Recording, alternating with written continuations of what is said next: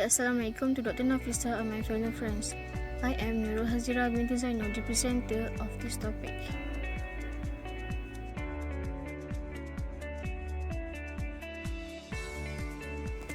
The topic of my presentation today is project planning.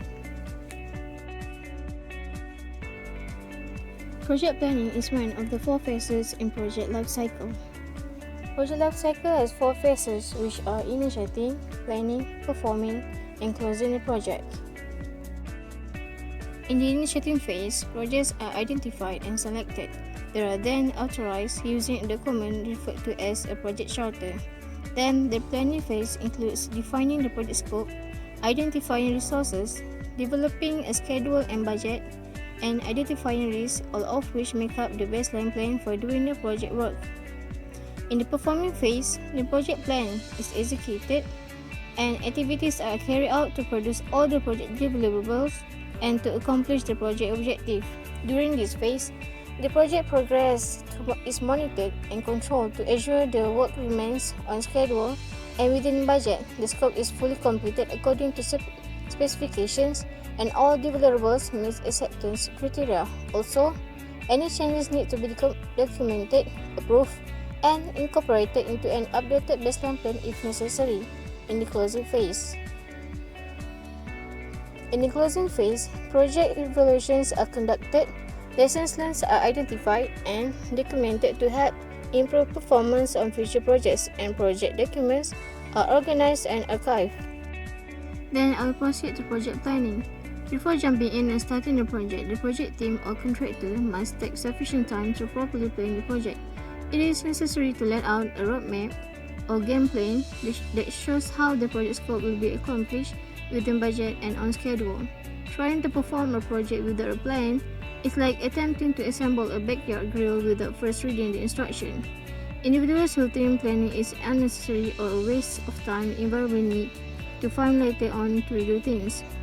It is very important to plan the work and then work the plan. Otherwise, chaos and frustration will result and the risk of project failure will be higher.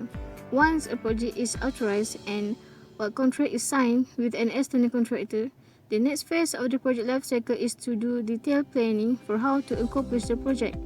The planning involves determining what needs to be done, how it will get done, who will do it, how long it will take, how much it will cost, and what the risks are.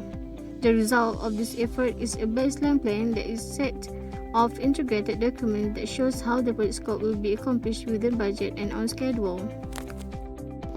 The planning process involves these important elements, which are project objective, scope, work background structure, responsibility, specific activities, sequence, resources, durations, schedules, costs, budget, and baseline plan.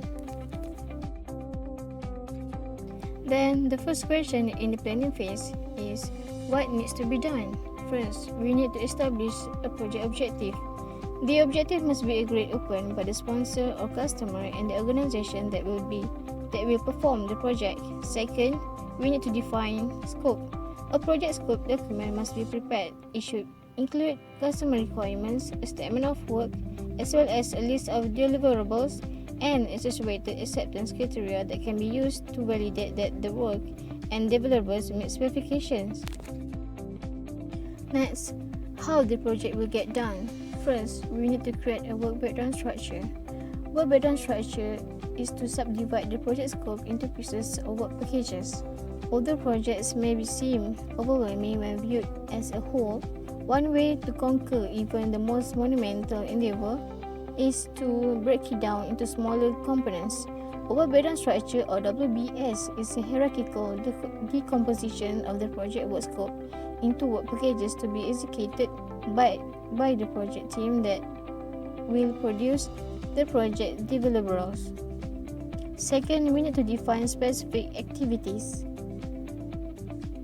Review each work package in the WBS and develop a list of the detailed activities that need to be performed for each work package and to produce any required deliverables. Then, we need to sequence activities. By creating a network diagram that shows the necessary sequence and dependent relationships of the details activities that need to be performed to achieve the project objective. Later, I will show you the example of work breakdown structure and network diagram. This is an example of work breakdown structure or WBS. As you can see on the top level or level 0, it is the title of the project, and the level 1 is the categories of each task needs to be done. For level 2 and level 3 and also level 4 is the details, activities and work packages that need to be done under every categories of tasks. This is an example of work breakdown structure for project to cleaning the room. As you can see, there are 5 tasks of categories, which are mop floor, dust, vacuum, pick up floor, and clean curtains. And under every task, there are more detailed list of activities that needs to be done.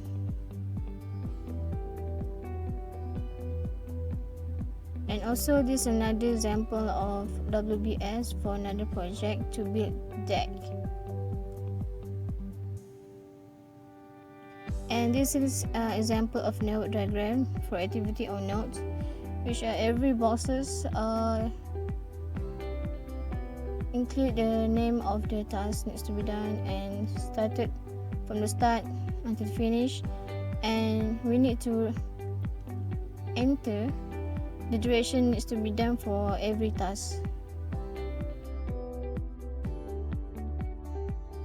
The next important process in planning phase is who will do it, who will do all the tasks in the project. So the project team needs to assign responsibilities. The person or organization responsible for each work item in WBS must be identified in order to inform the project team of who is responsible and accountable for the performance of each work package and any associated deliverables. Then, the project team needs to estimate activity resources. The project team needs to determine the types of resources, such as skills or expertise, required to perform each activity, as well as the quantity of each resource that may be needed. Resources also include people, materials, equipment, and so on that may be required to perform each activity.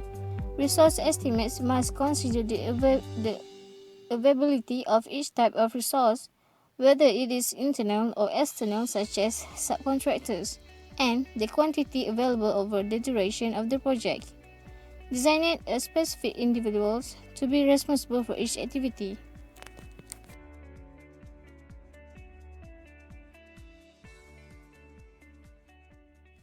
Next, how long the project will take.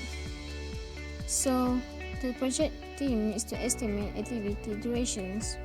Make a time estimate for how long it will take to complete each activity based on the estimate of the resources that will be applied. Second, develop project schedule.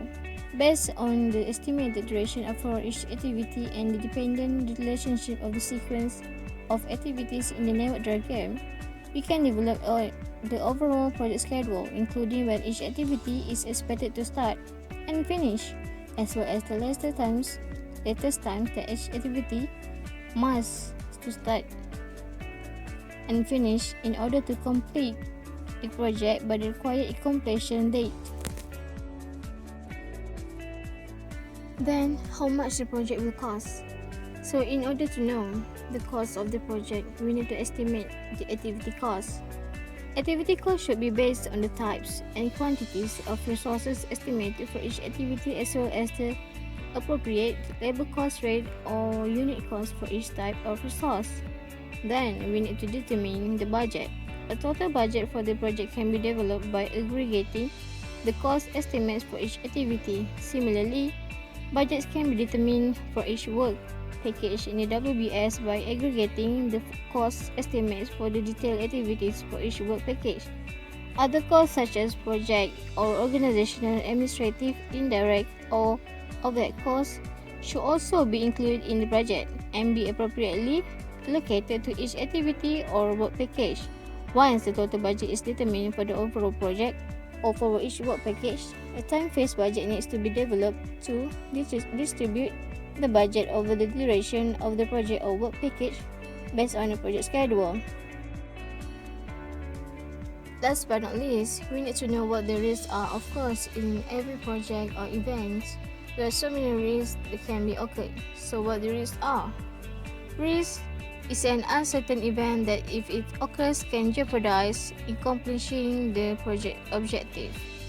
So we need to identify the risks, includes determining which risks may adversely affect the project objective and what the impact of each risk might be if it occurs. Sometimes a sponsor identifies major risks in the project charter when the project is authorized. A contractor may also identify risks in the proposal to a customer.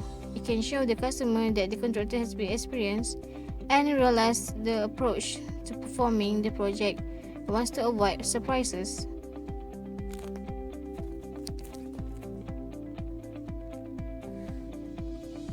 Another approach is to establish risk categories, which are groupings of potential sources of risk by topic.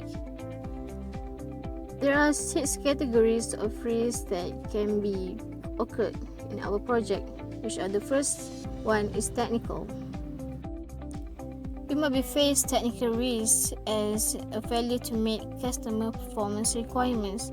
Of course, when it comes to customer, they're always changing, so there's some high chance for us to fail to meet the customer requirements. And next, new application for technology. Maybe the technology we use in our project is outdated and not aligned with the current technologies. And third, we may not be able to meet quality standards or codes. The next risk is schedule. Vendor might be delayed in delivery of critical equipment.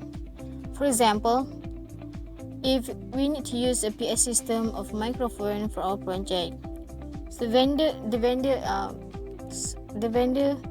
available might be delayed in delivery of critical equipment, so it can delay our project. For example, in our project, we need to use the PA system and the microphone, but the vendor available is delaying in delivering the required equipment, so it can delay our project as well. And the third risk is cost. Material costs escalate more than anticipated. Is this the common risk that we are facing in our usual project? Because of course we have done the estimate project cost and budget, but still sometimes it is not sufficient and we may lack of financial resources. Then human resources. We may not have people available when required to staff the project. For example, in our previous project, Kids Today, Leader Tomorrow, we are expected to have 25 volunteers, but however, we only get 11 volunteers, and the tasks that have been delegated, we need to replan the tasks and replan how much the people needed for every activities. And the next one is external. External risk is the risk that we have never can be expected, because it's include the inclement weather, because we expect the day to be sunny but then it's raining, and the changes in government regulations, change in consumer preference, and local protesters file legal action to delay project. And the last one is sponsor or customer.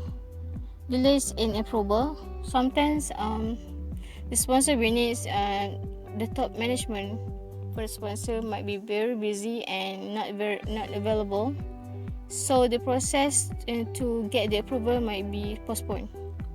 And the last one is security of sponsor funding. So that's all from me for the presentation.